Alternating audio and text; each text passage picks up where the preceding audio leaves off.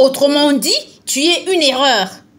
Quand j'ai appris que ta mère était enceinte, j'étais très triste. Si Dieu n'existait pas, nous t'aurions mis à la poubelle. Peu importe comment tu es venu, frère, tu es là maintenant. Vous savez pourquoi c'est si important? J'ai rencontré une femme de 52 ans à l'époque où je servais. 52 ans.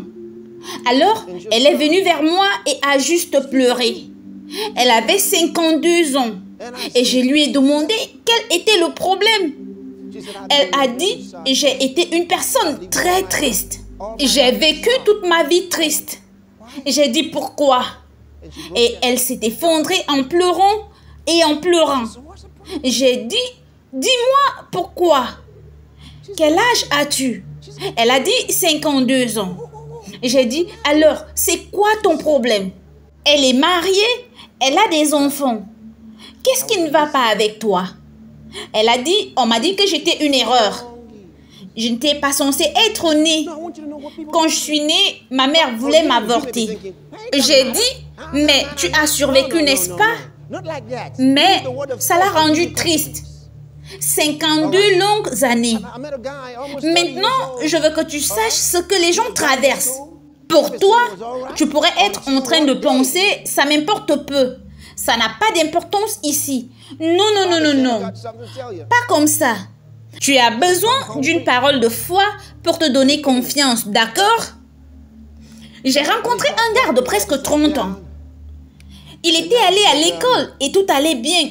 Jusqu'au jour où le père lui a dit, j'ai quelque chose à te dire. Alors, rentre vite à la maison.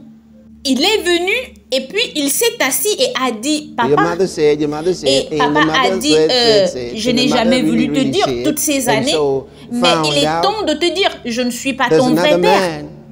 Et ta mère a dit, vous connaissez l'histoire, ta mère a, et donc j'ai découvert qu'il y a un autre homme qui a demandé à ta mère où est mon fils. Puis, ils ont décidé de l'amener chez son père. Et quand il a rencontré son père, copie carbone. C'est toujours comme ça, copie carbone. Donc, il a pleuré et a pleuré. Presque 30 ans. Donc, ça fait mal. Donc, je ne dis pas que des choses comme ça peuvent ne pas faire mal. Si vous n'êtes pas dans cette situation, vous ne savez peut-être pas ce que ça fait. Il y a des gens qui se sont retrouvés dans cette situation. Et Satan a utilisé cette opportunité pour détruire leur bonheur, leur efficacité. Mais le point est, tu es ici maintenant. Très bien, tu es ici maintenant. Peu importe comment tu es venu, peu importe maintenant d'où tu es, tu peux prendre la parole de Dieu et devenir un succès. Parce que ça, c'est le plan de Dieu. Alléluia.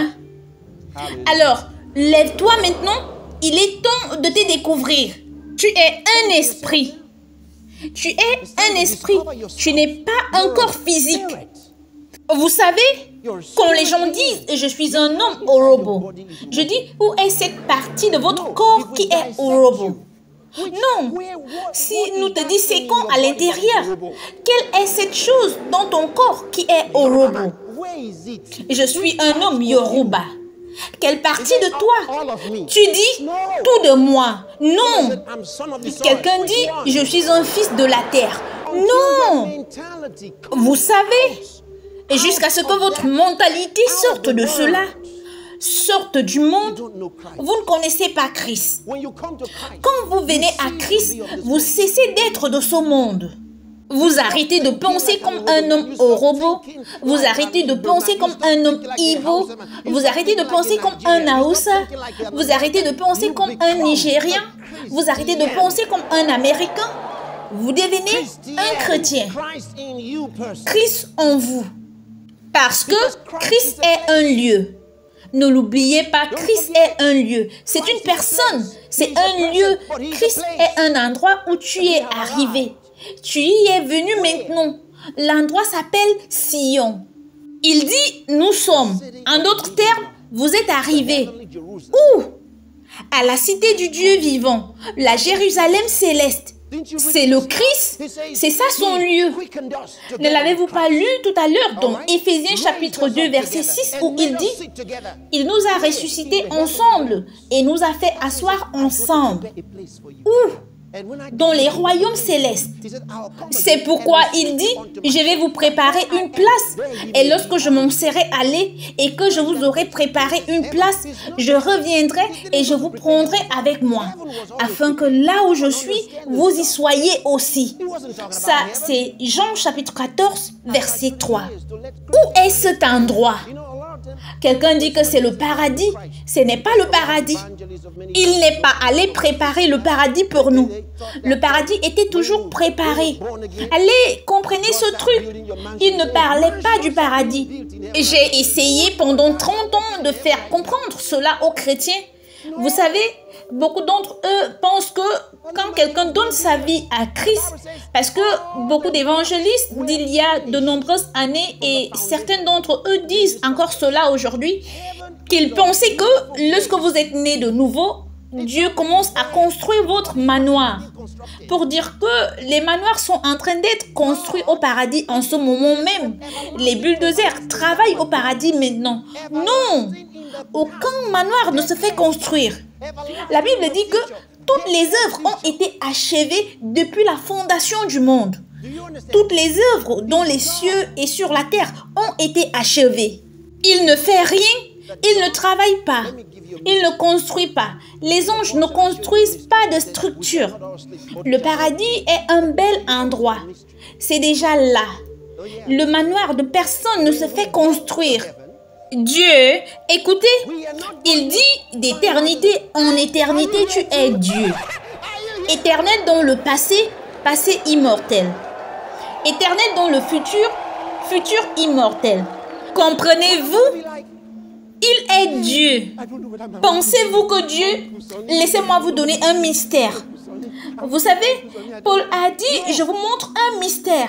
Il a dit dans 1 Corinthiens chapitre 15 verset 51, nous ne mourrons pas tous, mais nous serons tous changés. Laissez-moi vous montrer aussi un mystère. Oh ouais, quand nous arriverons au ciel, nous n'allons pas trouver des gens et dire « Hé, es-tu aussi ici? Hé, es-tu ici ?» Nous n'allons pas être comme « Mon oncle Sonny était chrétien. Hé, oncle Sonny, je cherche oncle Sonny. Je ne sais pas s'il est ici. » Nous n'allons pas être surpris de nous y retrouver. Et nous ne serons pas surpris que quelqu'un ne soit pas là. Quand nous y arriverons, tous, nous allons constater que nous étions toujours un. Il n'y aura pas de présentation. N'avez-vous pas lu dans la Bible, lorsque Jésus a disparu sur le mont de la transfiguration avec Moïse et Élie, les a-t-il présentés? Est-ce que Jésus les a présentés à Pierre et Jacques et Jean? Non. Non. Pierre a parlé. Il sut qui ils étaient. Il a dit, « Maître, il est bon que nous soyons ici. Je dresserai ici 3 tentes, une pour toi, une pour Moïse et une pour Élie. » Qui lui a dit? Parce que dans le royaume des esprits, il y a une unité. Entendez-vous cela? Alors, nous sommes dans ce monde et la Bible dit qu'il nous a donné l'évangile. Cet évangile est la méthode de Dieu pour nous de localiser ce qu'il a choisi. C'est pourquoi la Bible dit qu'il nous avait élus en lui avant la fondation du monde. L'avez-vous compris?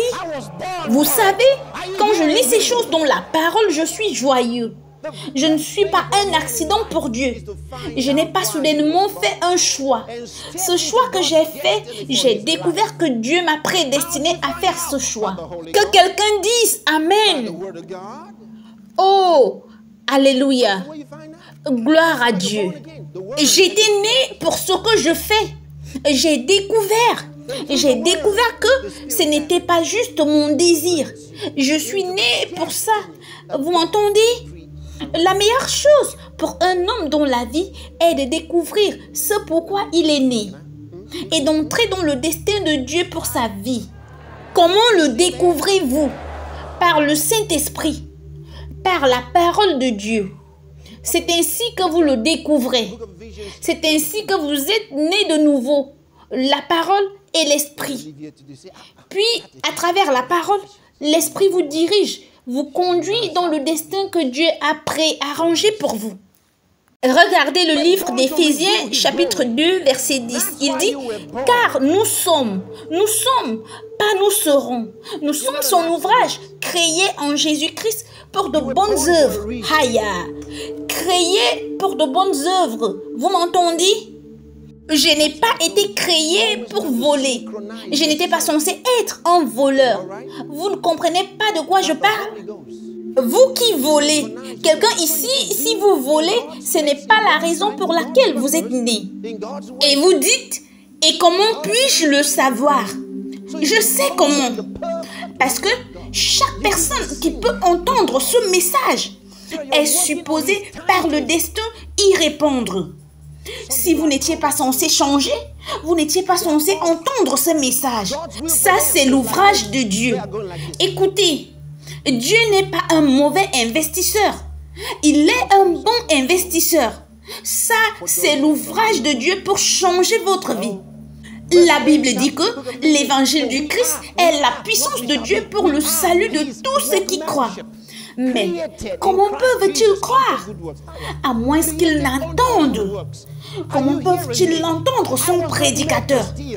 Alors, il m'a envoyé prêcher pour que vous puissiez l'entendre, afin que vous puissiez croire et recevoir.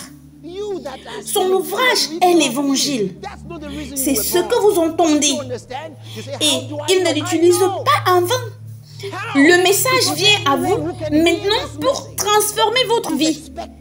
Tout ce que Dieu veut est que vous disiez « Oui, monsieur, j'accepte, c'est tout. » Et il fera le reste. Juste préparez-vous. Au moment où nous terminerons ce service, votre vie ne sera plus la même. Tu es né pour entendre ceci. Gloire à Dieu. Lisons. Il dit, car nous sommes son ouvrage créé en Jésus-Christ pour de bonnes œuvres. Cela signifie que nous avons été créés pour de bonnes œuvres ou pour faire de bonnes œuvres que Dieu a préparées d'avance afin que nous les pratiquions. Nous sommes son ouvrage. Nous sommes l'ouvrage de Dieu. Recréé en Jésus-Christ, cela signifie né de nouveau. Vous voyez ce que je veux dire? Il dit faire de bonnes œuvres que Dieu a préparées. Il a préparé de bonnes œuvres à l'avance. Cela signifie que la route qu'il a prévue pour que je passe, il dit que Dieu l'a arrangée pour que je passe par cette route. En d'autres termes, tout le monde que je rencontrerai, Dieu l'a déjà écrit. Tout ce qu'ils me diront, tout ce que je leur dirai. Donc, si je m'enfonce dans la parole de Dieu et le Saint-Esprit dans la présence de Dieu, en son temps pour le dessein de Dieu, alors ma vie serait sur la bonne voie. Dit-il, en vivant la bonne vie qu'il a préarrangée. Il a préarrangé la belle vie et l'a préparée pour que nous vivions. Aïe! Quelle vie! Quelle vie! Quelle vie! C'est pourquoi Paul pouvait dire, quand son travail n'était pas terminé, il a dit, j'ai envie de mourir. C'est mieux pour moi de mourir et d'aller au ciel. Je vais vous le lire tout à l'heure pour que vous compreniez que dans le christianisme, il n'y a rien de tel que « Oh, je viens juste de mourir, oh. Je ne savais pas que j'allais mourir, oh. » Dans le vrai christianisme, nous avons le choix. Nous avons le choix.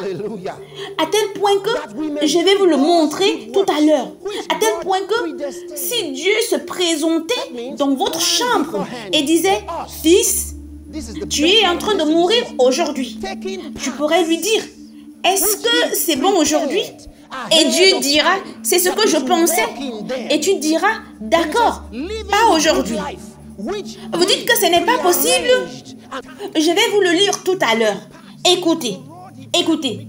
Laissez-moi vous donner un témoignage d'un cher homme de Dieu. Un témoignage très remarquable. Sa femme avait un goitre. Et le goitre devenait de plus en plus grand. Et puis, il avait environ 35 ans.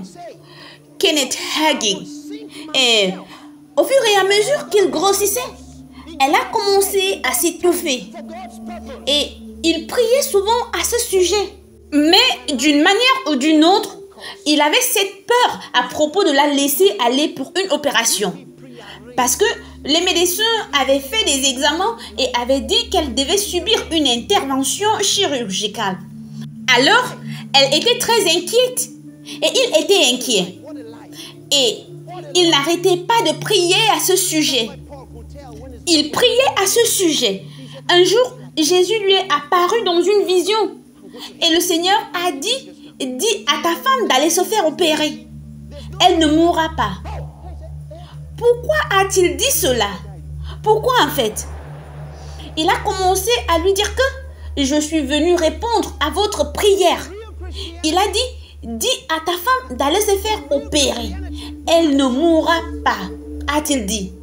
Car il était divinement ordonné qu'elle mourrait sur la table d'opération. Hé!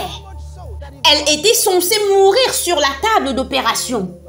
Il a dit, à chaque fois que je priais à ce sujet, j'avais ce sentiment en moi que si je la laissais partir pour l'opération, elle mourrait. Puis, Jésus a dit oui, c'était divinement ordonné qu'elle mourra sur la table d'opération. Maintenant, la femme a dit cela d'elle-même. Et après, elle a dit que j'avais toujours pensé que je mourrais sur la table d'opération. Elle le savait à l'intérieur d'elle-même. Le mari le savait en lui. Jésus lui a dit que c'était divinement prévu.